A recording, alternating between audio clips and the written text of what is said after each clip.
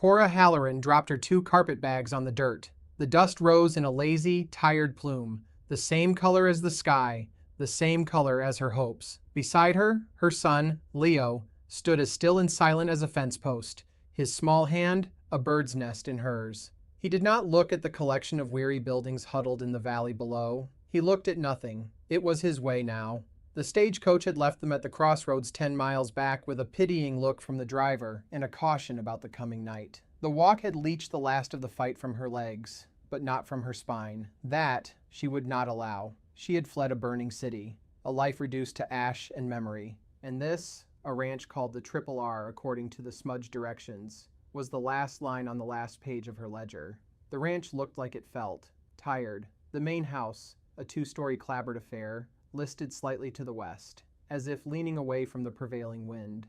The great barn beside it had a roof patched in 3 different shades of shingle, and the corrals were a haphazard geometry of weathered gray pine and fresh-cut saplings. It was a place holding on by sheer stubbornness. Cora understood that feeling intimately. She looked at the cattle grazing on the far hill, their shapes blurry in the failing light. She looked at the boy, whose silence was a constant, aching weight. She looked at the ranch house, a place that did not want her, and knew she had to make it want her. There was no other option. She picked up the bags, the strain of familiar fire in her shoulders, and started down the final slope. A man was on the porch of the main house, leaning against a post, watching their approach. He was carved from the same hard material as the land itself, tall and spare, with shoulders that spoke of a lifetime of labor. His hat was pulled low, shadowing his face, but she could feel the weight of his skepticism like a physical pressure. As she drew closer, she saw the details. The frayed cuffs of his shirt, the deep lines etched around his eyes and mouth, the way he held himself. Not lazy, not beaten, just running on a kind of stubborn momentum that had long since replaced any real energy. This was the owner, Elias Thorne. He looked like a man who had been disappointed by the world one too many times. Cora stopped at the bottom of the 3 porch steps, setting the bags down again. The wood of the steps was silvered and splintered. Leo pressed against her leg, a faint tremor running through his small body. "Mr. Thorne?" she asked. Her voice was steady, clearer than she felt. He did not move, save for a slow tilt of his head. The last of the evening sun caught his eyes. They were the gray of creek stones after rain. "I am," he said. His voice was low and rough, like stones grinding together. "You're the woman who wrote. From St. Louis."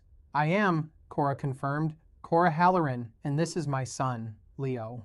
Elias Thorne's gaze flickered to the boy, then back to her. There was no welcome in it, no pity, just a flat, weary assessment. "The letter said you were a widow, said you needed work. It didn't say you had a child." "He is not an encumbrance," Cora stated, her voice hardening just a fraction. "He is quiet, and he is no trouble. I am looking for the position of housekeeper." "I'm not looking for a housekeeper," Elias said flatly.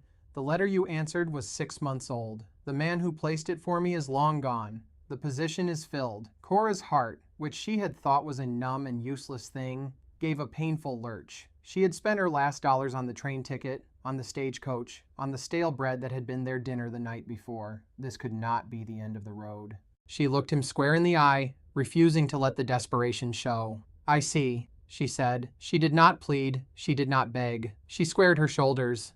"Then perhaps you have need of a bookkeeper. I kept the ledgers for my husband's mercantile for 7 years. I can manage inventory, reconcile accounts, and identify fiscal efficiencies. I can also cook for a crew of 20 without waste, mend any fabric from canvas to silk, make soap, preserve vegetables, and I am a competent gardener." She paused, her gaze sweeping over the tired ranch again. "Your home is untidy, your books are likely in arrears, and from the look of your men, you are in need of a decent meal. I am not asking for charity, Mr. Thorne. I am offering a solution to problems you may not have even acknowledged you have." It was a desperate gamble, a broadside of competence fired from a sinking ship. She saw a flicker of something in his stony face, not admiration, but perhaps a grudging surprise. He pushed himself off the post, his full height more imposing up close. He was about to speak, to send her away, she was sure of it, when a shout erupted from the direction of the barn. "Boss, horses loose! It's that new mare!" Elias cursed under his breath, his attention snapping toward the sound. A rangy sorrel mare, wild-eyed and panicked, came tearing around the corner of the barn, a broken halter dangling from her head. Two ranch hands scrambled after her, their movements clumsy with haste. The mare shied violently away from them, straight toward a section of corral where a dozen yearlings were penned. If she spooked them, they could break the flimsy gate and scatter across the open range. A night's work, maybe more, to round them up again. Elias started forward, but Cora was already moving. "Leo, stay on the porch," she commanded, her voice crisp and low. She walked, not ran, into the mare's path, angling herself to cut off the route to the corral. She did not look at the horse. Instead, she began to hum. It was a low, tuneless, and utterly calming sound, the same sound she used to soothe Leo from his nightmares.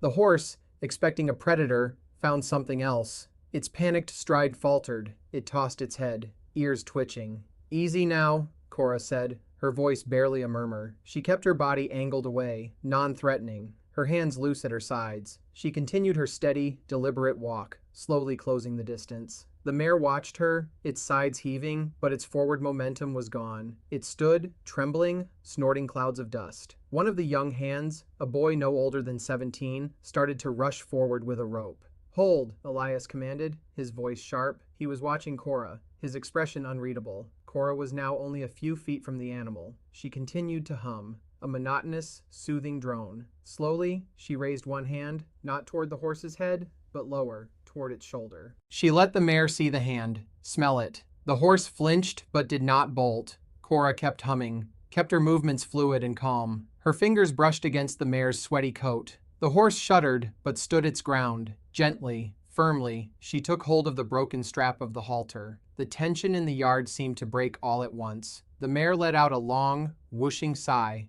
and lowered its head. Cora stood for a moment, stroking the horse's neck, her quiet humming the only sound besides the wind. Then she turned and began to lead the subdued animal back toward the waiting hands. She handed the strap to the younger one. "She has a burr caught under the cheek strap," Cora said quietly. "It was likely digging into her.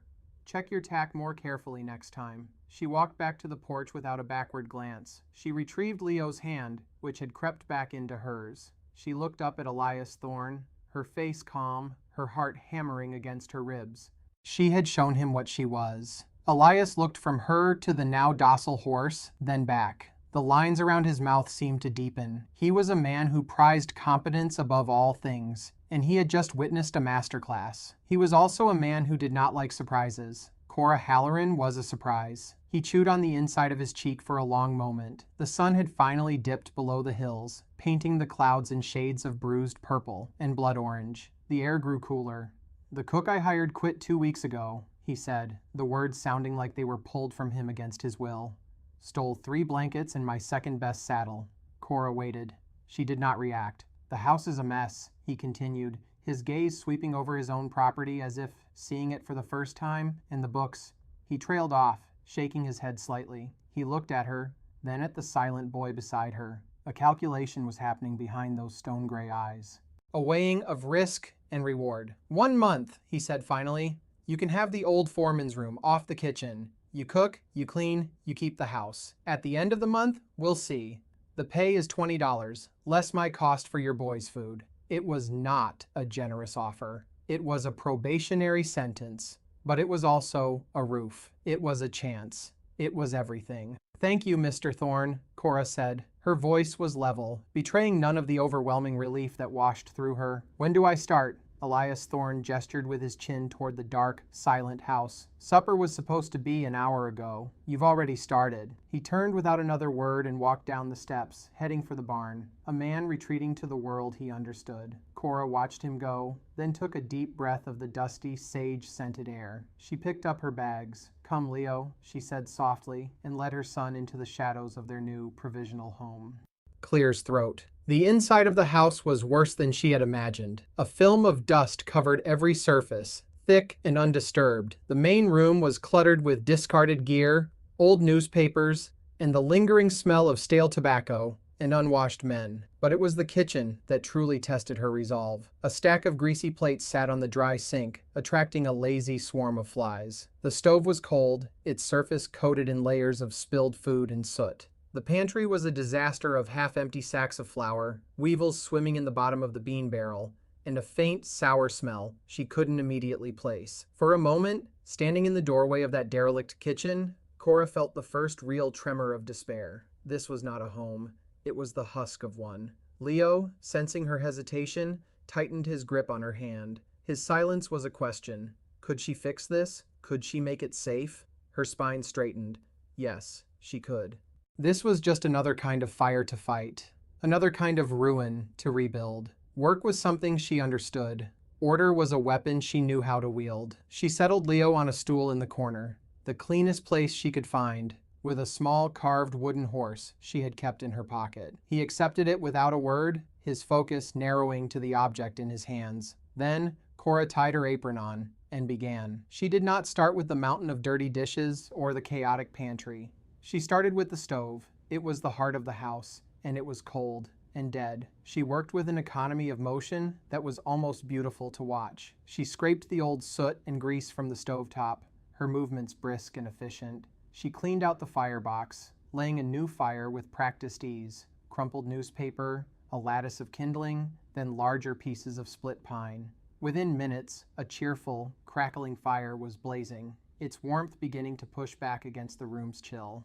The simple act of creating light and heat was a victory. While the stove heated, she tackled the pantry. She was ruthless. The weevil-infested beans, the rancid bacon fat, the moldy half-loaf of bread, it all went into a bucket for the pigs. She consolidated what was usable. Potatoes, onions, a side of salt pork that was still good, flour, cornmeal, coffee. It was not much, but it was enough. She found a tin of baking powder and a jar of molasses. An idea began to form. The men would be expecting a slapdash meal of fried salt pork and boiled potatoes. They would not get it. She worked like a general marshaling her troops. She set a massive pot of water to boil. She scrubbed potatoes until their skins shone. She diced onions and salt pork with a speed that blurred her hands. Soon, the smells in the kitchen began to change. The sour stench of neglect was replaced by the savory aroma of frying pork and onions, the clean scent of boiling potatoes, the promise of coffee.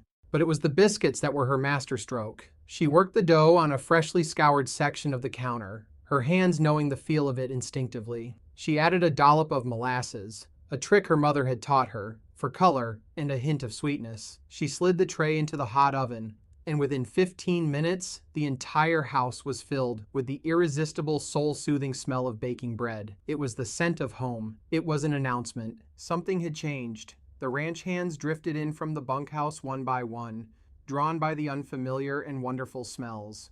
They were a rough-looking crew, a wiry old-timer named Silas, with eyes that had seen too much, a young, eager hand called Ben, whose face was still soft with youth, and a thick-set, surly man named Jed, who seemed to carry a permanent chip on his shoulder. They stopped in the doorway, their expressions a mixture of confusion and suspicion. The kitchen they had left that morning was gone. In its place was a room filled with light and warmth. The floor was swept, the surfaces were clean, and a massive pot of coffee was steaming on the stove. Cora moved between the stove and the table, her face calm and focused, oblivious to their stares. She ladled a thick, fragrant stew of potatoes, pork, and onions into bowls. Beside each bowl, she placed 2 enormous, golden brown biscuits. The men took their seats in silence, looking at the food as if it might be a trick. Jed was the first to speak.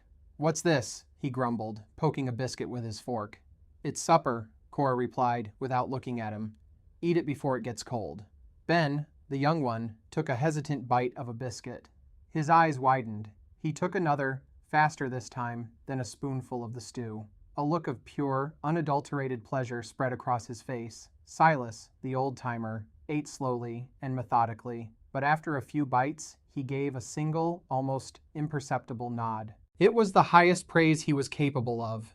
Jed ate sullenly, but he cleaned his plate, and when he thought no one was looking, he used the last piece of his second biscuit to wipe the bowl clean. Elias Thorne came in last. He stopped in the doorway, and for a moment, Cora saw the same stunned look on his face that had been on his men's. He took in the clean room, the steaming food, the quiet, focused woman at the stove, and his son sitting peacefully in the corner. His gaze lingered on Leo, who was watching the firelight dance on the ceiling. A rare, almost smile on his face. Music. From Elias's perspective, it was deeply unsettling. The house smelled wrong. It smelled clean. It smelled of bread and coffee and something savory that made his stomach rumble in a way it hadn't for years. He had grown accustomed to the stale, dusty silence of the place. Now it was filled with a low hum of activity, of purpose. He walked to the table and sat. A bowl was placed before him, full to the brim. The biscuits beside it were impossibly light. He ate. He ate and tried to remain skeptical. This was a fluke,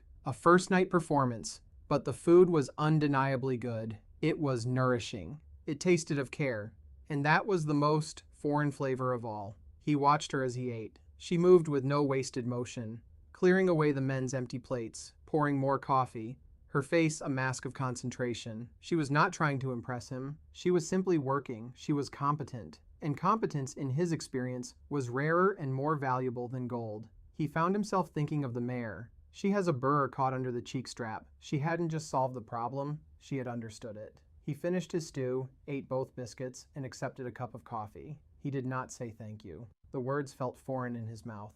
But as he looked at this woman, this capable outsider who had, in the space of 3 hours, transformed the heart of his ranch, a single, unwelcome thought lodged itself in his mind. 1 month might not be long enough. The days that followed fell into a rhythm, dictated by Cora's quiet industry. She rose before the sun, the smell of fresh coffee and frying bacon, her silent announcement that the day had begun. She transformed the neglected house. She beat rugs until clouds of dust billowed like smoke signals, washed windows until the high country light flooded the dim rooms, and organized the decades of clutter with a merciless efficiency. She established a territory, a domain of order that began in the kitchen and slowly, inexorably expanded. The men, accustomed to a life of functional squalor, reacted in different ways. Ben, the young hand, was her first and most ardent convert. He started wiping his boots before coming inside without being asked. He'd bring her a bucket of fresh water from the well or a basket of eggs from the hen house, earning a quiet, "Thank you, Ben," that made him flush with pride. He took a special interest in Leo, sometimes sitting near him on the porch steps in the evening, whittling a piece of wood into the shape of a bird or a wolf, not demanding a response, just offering his quiet company. Leo, in turn, began to watch him, his gaze following the movements of the knife, a flicker of interest in his still face. Silas, the old sage, remained an observer. He spoke little, but his approval was evident in small gestures. He started leaving a neatly stacked pile of kindling by the kitchen door every morning. One afternoon, Cora was struggling to reach a high shelf in the pantry, and when she turned to find a stool, Silas was standing there, holding down the item she'd been reaching for. He placed it on the table and left without a word. It was a conversation, conducted entirely in actions. Jed, however, was the bastion of resistance. He saw Cora's competence not as a blessing, but as an invasion. She was an outsider, a woman, and she was changing things. He made a show of tracking mud across her clean floor. He complained that the food was too fussy, though he ate every scrap. He saw her very presence as a judgment on their way of life. "This is a ranch, not a damn tea parlor," he'd grumble to the others in the bunkhouse. The confrontation, when it came, was over something small: soap. Cora had spent an afternoon rendering tallow and adding lye and lavender she'd found growing wild behind the house. The result was a stack of hard, clean-smelling soap, a world away from the harsh lye soap they were used to. She left a bar by the wash basin outside the kitchen. Jed came in for supper, his hands and face streaked with grime. He ignored the new soap, washing with the old, harsh bar as always. "What's this perfumed nonsense?" he said loudly, gesturing to Cora's soap with a dripping hand. Cora was kneading dough for the next day's bread, her hands dusted with flour. She did not stop working the dough. "It's soap, Jed. It cleans better, and it won't take the skin off your hands." "We've done just fine with the old soap," he retorted, his voice belligerent. He was playing to an audience. Ben looked down at his plate. Silas continued to eat, unperturbed. "Perhaps," Cora said, her voice even. She folded the dough over, pressing down with the heel of her hand. "But I imagine Mr. Thorne would prefer his men not get infections from cracked skin. It would impact their ability to work." "Are you telling me how to wash my own hands now?" Jed's voice rose. He took a step toward her. He was a big man, and he was used to getting his way through sheer physical intimidation. Cora finally stopped kneading. She looked up, meeting his angry gaze without flinching. In her right hand, she still held a small, dense ball of dough. It was not a weapon, but in that moment, it held the weight of one. Her eyes were clear and direct. "I am saying that this is my kitchen," she said, her voice quiet but carrying an unmistakable authority.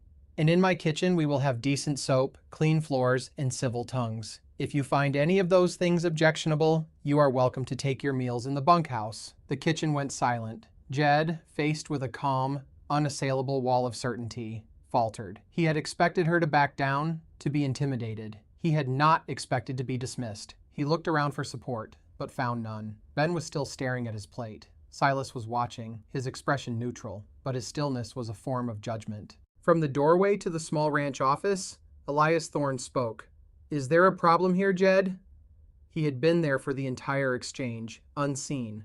His voice was dangerously quiet. Jed's face flushed a dark red. He shuffled his feet. "No, boss. No problem." "Good," Elias said, because it sounded to me like Mrs. Halloran was making a perfectly reasonable point. He looked at Cora, a long, considering look. "And she is correct. This is her kitchen." The pronouncement hung in the air, clear and final. It was a transfer of power, a public validation. Jed mumbled something under his breath and retreated to the table, defeated. The tension broke. Ben risked a small, triumphant smile in Cora's direction. Silas gave another one of his infinitesimal nods. Cora simply turned back to her bread, her hands once again working the dough as if nothing had happened. But everything had. She had faced down the internal resistance and won. And the gatekeeper had not only witnessed it, he had unlocked the gate for her. A week later, Cora decided it was time to tackle the office. It was a small, cramped room off the main living area, and it was Elias's private space, a fact she was keenly aware of. She approached him one evening after supper as he was cleaning a rifle at the main table. "Mr. Thorne," she began, "I have finished with the main part of the house. With your permission, I would like to organize your office and put the accounts in order." Elias looked up, his hand stilling on the rifle. The office was more than a room. It was the nerve center of the ranch and the repository of his failures. The books were a mess of his own making, a testament to his weariness and lack of skill in that area. Handing them over to this woman felt like a surrender. But he also thought of the kitchen, of the quiet order she had imposed on the rest of the house. He thought of her clear, logical defense against Jed. "The books are a disaster," he said, a statement of fact, not an apology. "I have seen worse," Cora replied. It was the simple truth. The books of her husband's business after his sudden death had been a nightmare of hidden debts and unrecorded transactions. Elias Thorne's neglect was likely simple, not malicious. He hesitated for a moment longer, then gave a curt nod. "Fine, but you bring any questions directly to me, no one else." "Of course," she said. The next morning, she entered the office. It smelled of old paper, leather, and Elias Thorne himself. A scent of dust and faint, lingering sorrow. Piles of receipts, invoices, and letters were stacked precariously on every surface. The ledger on the desk was open to a page from 3 months ago, the last entry trailing off mid-sentence. Cora began as she always did, methodically. She created 3 piles: receipts, correspondence, and bills. She worked through the chaos, her mind sharp and focused.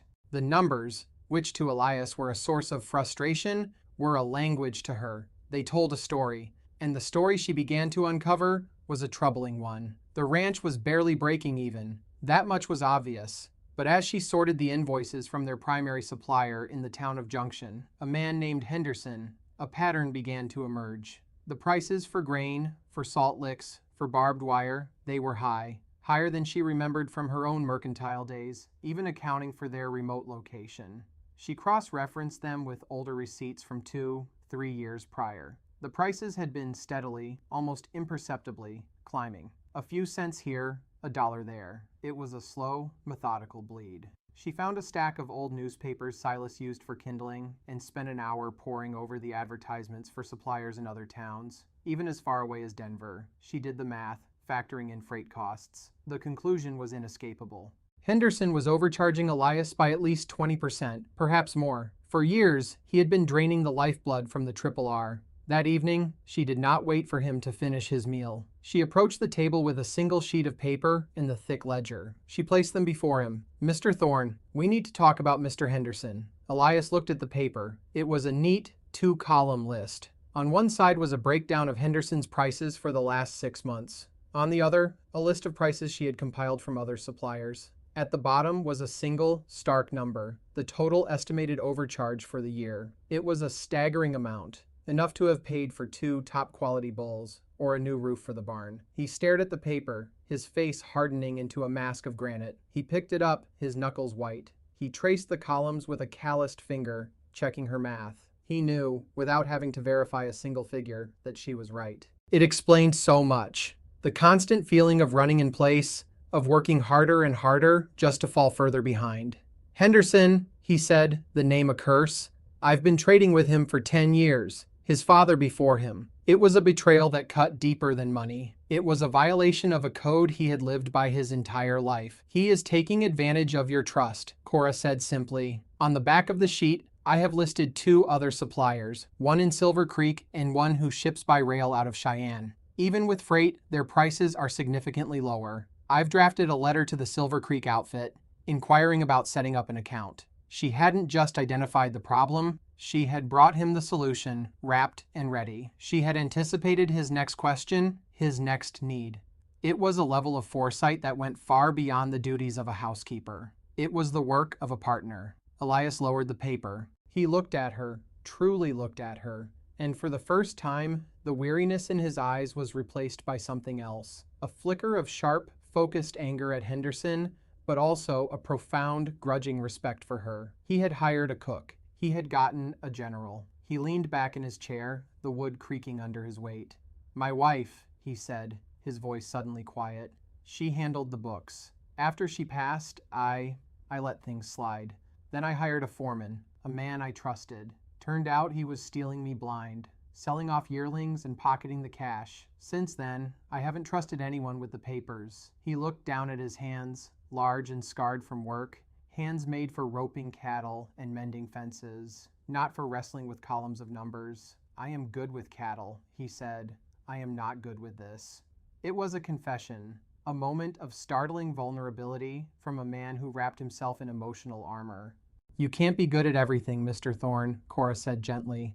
No one can. That's why people need each other. He raised his eyes to meet hers. The kitchen was quiet, the men long gone to the bunkhouse. Leo was asleep in the small room off the kitchen, his breathing soft and even. In the warm glow of the lamp, the room felt less like a part of a failing ranch and more like a sanctuary, a place of quiet strength.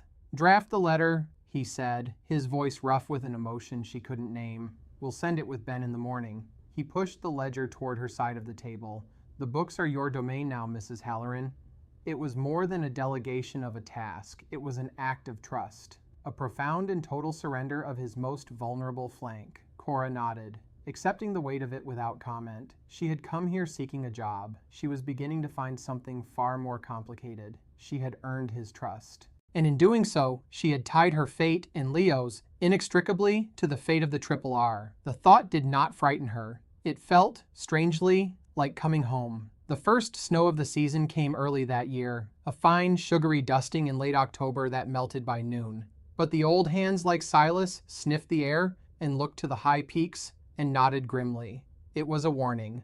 A real storm was coming. Elias started pushing the men harder, wanting to get the last of the herd down from the high summer pastures before the weather turned for good. The letter to the new supplier in Silver Creek had been sent. A reply had come back, favorable and prompt. The first shipment of winter supplies was due to arrive by freight wagon in 2 weeks. It meant they had to make their current, dwindling supplies last. It also meant that their break with Henderson, the supplier in Junction, was now official. Elias had ridden into town himself to settle the final, fraudulent bill, his face a thundercloud. He had paid it in full, without argument, but his final words to the man had been cold enough to freeze water. I know what you've been doing, Henderson. Don't expect to see me or my money again. The news of the split traveled fast in a small town. Henderson was not just a supplier, he was a cousin and close friend to Marcus Thorne, Elias's estranged and predatory relative. Marcus owned the bank, the saloon, and half the town's businesses. He had been circling the Triple R for years, like a vulture waiting for a cow to stumble. He held a substantial note on the ranch, a relic of a bad year a decade ago, and everyone knew he was just waiting for the right moment to call it in and foreclose. Elias severing ties with Henderson was a direct challenge. It was a declaration of independence that Marcus could not ignore. The threat materialized not as a legal notice, but as a man on a fine black horse, riding into the yard on a gray, blustering afternoon. It was Marcus Thorne himself. He was the opposite of Elias in every way.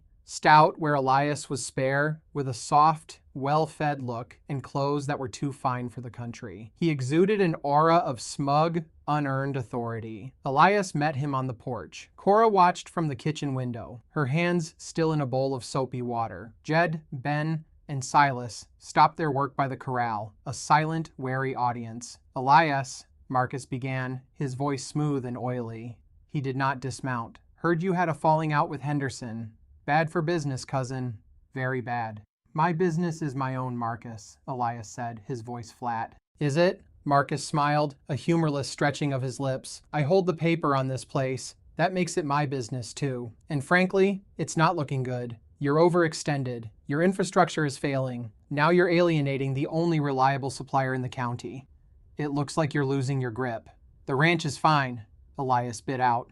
Is it? Marcus repeated, his gaze sweeping over the patched barn roof, the splintered corral fence. His eyes landed on the main house and then on Cora, visible through the window. I see you've taken on new help, an expensive luxury, wouldn't you say? And with a child, too. More mouths to feed. Cora felt a cold knot of anger tighten in her stomach. She was being used as a weapon against Elias, her presence painted as a sign of his weakness and poor judgment. Elias took a step forward. You leave her out of this, Marcus laughed.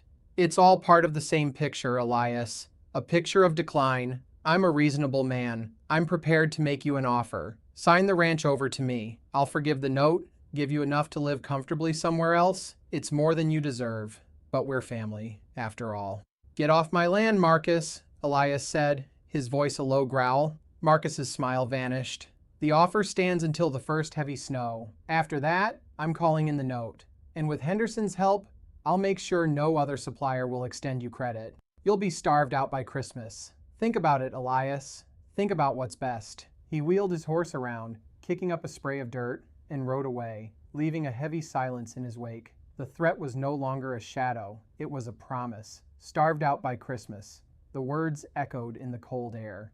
Elias stood on the porch for a long time, staring after his cousin, his shoulders slumped. For the first time since she'd arrived, Cora saw not just weariness in him, but a glimmer of genuine defeat. He was trapped. Marcus held the note, controlled the town, and had now declared open economic war. The coming winter was no longer just a season. It was a deadline. That night, the wind began to howl in earnest. It was a mournful, shrieking sound that rattled the window panes and seemed to claw at the very foundations of the house. The sky, which had been a flat gray, turned the color of a fresh bruise. Silas came in from the barn, his face grim. This is it, he announced to the room at large. This is the one we were waiting for. It'll be a blizzard, a bad one. Elias, who had been brooding by the fire, sprang into action. The threat from Marcus was forgotten in the face of the more immediate, more primal threat of the storm. Ben, Silas, check the herd in the south pasture. Get them into the sheltered canyon. Jed, you're with me. We need to reinforce the north wall of the barn and get the rest of the stock inside. The ranch exploded into a flurry of desperate activity. But as Elias was pulling on his heaviest coat, he slipped on a patch of ice that had already formed on the porch steps. He went down hard, his leg twisting under him. He cried out, a sharp, guttural sound of pain. They helped him inside, his face pale and beaded with sweat. Cora cut away his pant leg. The ankle was already swelling to twice its normal size, a sickening shade of purple spreading under the skin. It was broken. Badly. Elias leaned back against the chair, his eyes closed, his jaw clenched. Damn it, he whispered, the words a breath of pure agony and frustration. The storm was bearing down on them. Their livelihood was scattered across the pastures. And he, the boss, the leader, was crippled. He was trapped not just by his cousin's machinations, but by his own body, in his own house. The power vacuum he left was immense and terrifying. The men looked from his pale face to the darkening, howling world outside, their expressions lost and uncertain. The ranch was adrift, its captain down, just as the hurricane hit. In the sudden, panicked silence of the room, broken only by Elias's ragged breathing and the scream of the wind, Cora Halloran stepped into the void. She had been kneeling by Elias's side, assessing the damage with a practiced eye. Now she stood. Ben, she said, her voice cutting through the fear. It was not loud, but it was clear and resonant with an authority no one had heard from her before. You know the canyon Silas mentioned. You and he will not have time to round up the whole herd. Take the mares and the new calves. They're the most vulnerable. Move fast. The rest will have to shelter in the lee of the hills as best they can. Ben, who had been frozen with indecision, blinked. Her orders were clear, logical. They gave him a purpose. He nodded, his face firming with resolve. "Yes, ma'am." "Silas," she continued, turning to the old hand, "take 2 extra blankets and the storm lantern. If you get caught, find a deep ravine and stay put. Do not try to be a hero. I need you both back here." Silas looked at her, then at Elias, who was watching the scene with pain-glazed eyes. Silas gave a slow, deliberate nod. It was a transfer of allegiance, a recognition of new leadership. He and Ben were gone in a swirl of wind and premature darkness. "Jed," Cora said, turning to the last man. His face was a mask of confusion and resentment. He was used to taking orders from Elias, not from the cook. "The barn," she said, leaving no room for argument. "The north wall. You know what needs doing. I'll check the chickens and make sure the coops are secure. Then I'll bring you hot coffee. Go." Jed hesitated for a fraction of a second, his gaze flicking to Elias as if for confirmation. Elias, through a haze of pain, met his eyes and gave a short, sharp nod. The last bastion of resistance crumbled. Jed turned and lumbered out into the storm. Cora was now in charge. She had not asked for permission. She had not waited to be told. She had seen the crisis, assessed the resources, and deployed them with the calm, strategic mind of a field commander. Her first task was to deal with the immediate casualty. She sent Leo to his room with a book and a lamp, his quiet obedience a small anchor in the chaos. Then she turned her attention to Elias's ankle. "This is going to hurt," she said, her tone matter of fact. She found 2 flat pieces of wood from the kindling box and tore strips from a clean bedsheet. With a gentleness that belied the strength in her hands, she set the bone. Elias grunted, a low, animal sound, but he did not cry out. She splinted the ankle tightly, then propped it up on a stool, covering him with a heavy wool blanket. "Laudanum?" she asked. He shook his head, his teeth gritted. "Need my wits," she nodded, respecting the decision. She quickly secured the henhouse, battling a wind that tore at her clothes and hair, the snow now coming down in thick, horizontal sheets. The world had shrunk to a churning vortex of white and gray. She made it back to the house, her face numb with cold, and immediately put a massive pot of coffee on the stove. She carried a steaming mug out to Jed, who was struggling with the last of the braces on the barn wall. He took it without a word, his animosity forgotten in the face of their shared struggle against the elements. For the next 36 hours, Cora became the linchpin of the ranch's survival. She moved with a tireless, focused energy. She kept the fires lit, the coffee hot, and a pot of stew perpetually simmering on the stove. She was the calm center of the storm, her presence a constant reassurance that they were not defeated. Elias, confined to his chair, watched her. He saw her check the dwindling supplies in the pantry, her face thoughtful. He saw her melt snow for extra water when the pump outside froze. He saw her sit with Leo for 10 minutes, reading to him in a low, steady voice, a small island of peace in the howling chaos. He was witnessing a masterclass in crisis management, in the art of making a fortress out of a fragile home. On the second day, when the storm was at its peak, a new sound joined the wind's howl, a heavy, insistent pounding on the main door. Jed, who was inside warming his hands, looked to Cora, his expression alarmed. No one should be out in this. Cora's face hardened. She knew who it was. She took a deep breath, walked to the door, and lifted the heavy bar. It was Marcus Thorne. He was covered in snow, his fine coat ruined, his face a mixture of triumph and cruelty. Behind him stood 2 rough-looking men she didn't recognize. Marcus pushed his way inside, bringing a blast of frigid air with him. "Well, well," he said, his eyes landing on Elias slumped in the chair. "Looks like I was right. Losing your grip indeed. A broken man in a broken-down ranch." He pulled a sheaf of papers from inside his coat. "The note, Elias. It's due. I'm calling it in. Sign the deed over to me now, and I'll be merciful. Refuse, and I'll have my men throw you out into the snow to take your chances." Elias struggled to sit up, his face contorted with pain and fury. "You wouldn't." "Try me," Marcus sneered. "This storm is the perfect cover. By the time anyone finds you, it'll just be a tragic accident." It was the moment of ultimate crisis. The physical threat of the storm combined with the human threat of pure greed. Elias was helpless. Jed was just 1 man against 3. It was over. "You will do no such thing," said a calm voice. Marcus turned. Cora stood by the kitchen table. She had been going through the office ledgers again, and she held one of them in her hands. She did not look frightened. She looked angry. Marcus laughed. "And who are you to tell me what I will or will not do? The housekeeper? I am the person who reads the fine print." Cora said, her voice dangerously quiet. She opened the old ledger. You are right, Mr. Thorne. The note is due. But you seem to have forgotten the addendum of 1878 regarding the water rights to Crimson Creek. Marcus's smile faltered. What are you talking about? That's a dead issue. Is it? Cora tapped a page in the ledger. It says here that if the creek's flow is ever diverted or impeded for commercial gain by the downstream property owner, which is you, Mr. Thorne, via your mill, then all outstanding debts between the two properties are rendered null and void as compensation. She looked up, her eyes like chips of ice. Funny thing, when I was reviewing the supply accounts, I found invoices from last year for a new sluice gate and 50 tons of river rock ordered by you for the mill. A project to improve water flow. Wow, the invoice said. But Silas tells me the creek has been running low on our side ever since. Low enough that we lost 10 head of cattle to dehydration this summer. She then held up another set of papers, the neat columns she had prepared for Elias. And then there's the matter of your cousin, Mr. Henderson. I have here documented proof of systemic fraudulent overcharging going back 5 years. Collusion to deliberately weaken this ranch's financial position. When the circuit judge hears about that, and about you trying to use a storm to enforce a voided debt through threat of violence, well, I imagine he'll be very interested indeed. The room was utterly silent, save for the fire and the wind. Marcus Thorne's face had gone from red to a pasty white. He was a bully and a cheat, not a mastermind. He operated through bluster and intimidation, assuming no one would ever have the diligence to check his work. He had been outmaneuvered. Not by a gunslinger, not by a lawyer, but by a widow with a head for numbers and an eye for detail. He stared at her, speechless. He looked at the papers in her hand,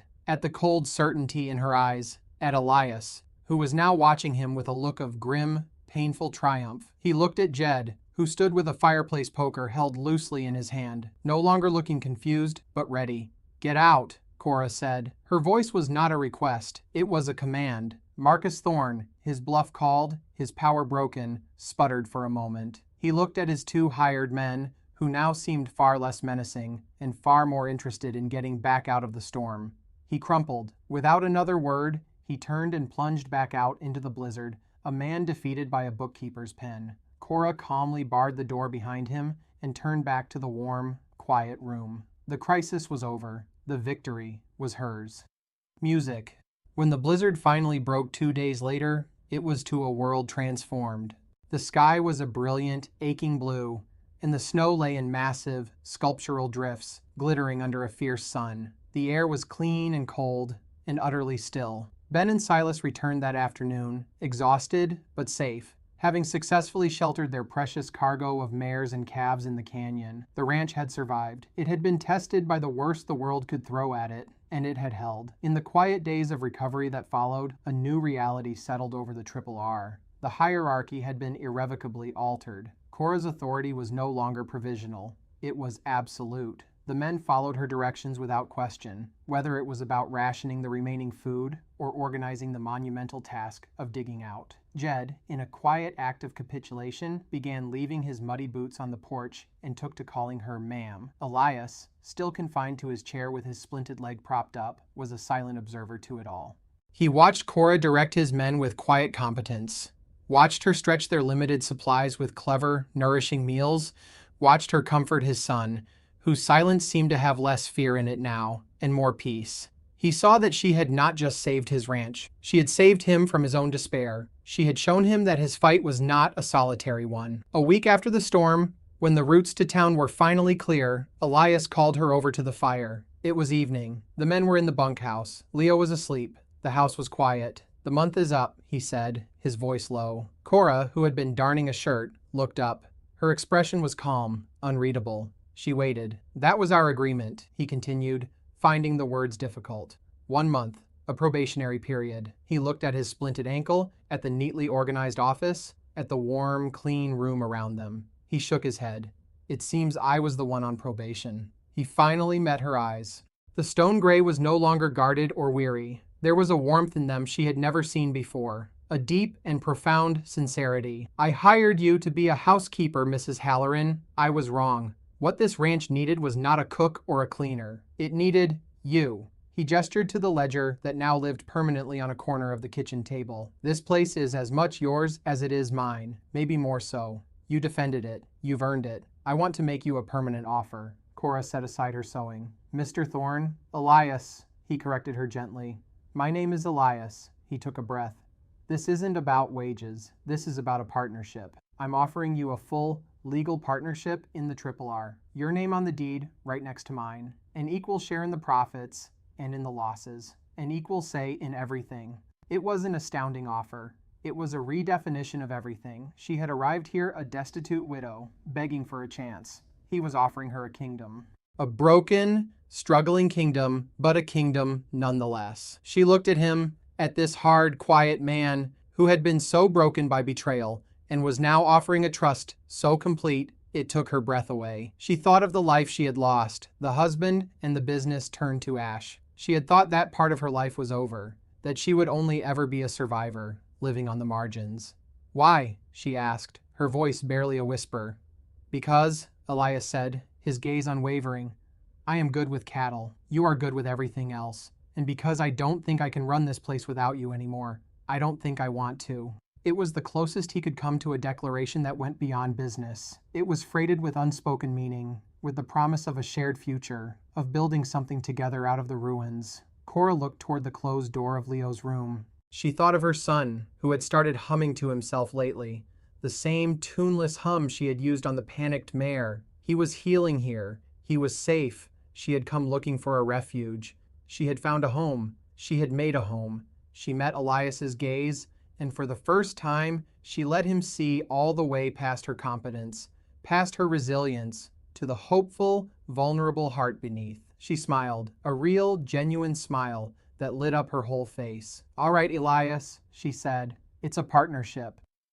Clear's throat. The following spring was a season of rebirth in more ways than one. The snows melted to reveal green grass and a creek that ran full and clear. The new supplier from Silver Creek proved to be honest and reliable, and with Cora's careful management, the ranch's finances began to stabilize, then to improve. They bought 2 new bulls, their coats the color of rich earth, and the barn got its new roof, the scent of fresh-cut pine, a testament to their recovery. Elias's ankle healed, though he would always walk with a slight limp, a permanent reminder of the winter that had changed everything. He and Cora worked side by side, a true partnership. He would come in from the fields to find her at the kitchen table, the ledger open before her, and they would talk for hours, their heads bent together over the numbers and plans that were shaping their future. Their conversations were the foundation of the new Triple R. One warm evening in June, they were sitting on the porch, watching the sunset. The air was sweet with the smell of clover and damp earth. Ben was teaching Leo how to skip stones across the horse trough, and for the first time, Cora heard her son laugh. A real, bubbling laugh. The sound was so unexpected, so beautiful, it made her heart ache with joy. Elias heard it too, and he looked at Cora, a shared, unspoken understanding passing between them. He reached over and with a hesitation that was both awkward and deeply endearing, he took her hand. His hand was rough and calloused. Hers was smooth from work, but strong. They fit together perfectly. The Triple R Ranch had been a place on the brink of collapse. A lonely outpost, run by a man drowning in weariness and distrust. It had been waiting for a cavalry that would never come, for a stroke of luck to save it from the circling vultures. But that is not what it got. It did not get a savior or a stroke of luck. What it got was a quiet, capable woman and her silent son, who arrived with nothing but 2 carpetbags and an unbreakable will. It got the woman who faced down its enemies, not with a gun, but with a ledger, who brought order to its chaos, and who filled its cold, dusty rooms with the smell of baking bread. What the ranch got, in the end, was the one thing it never knew it needed. It got the woman who made it a home.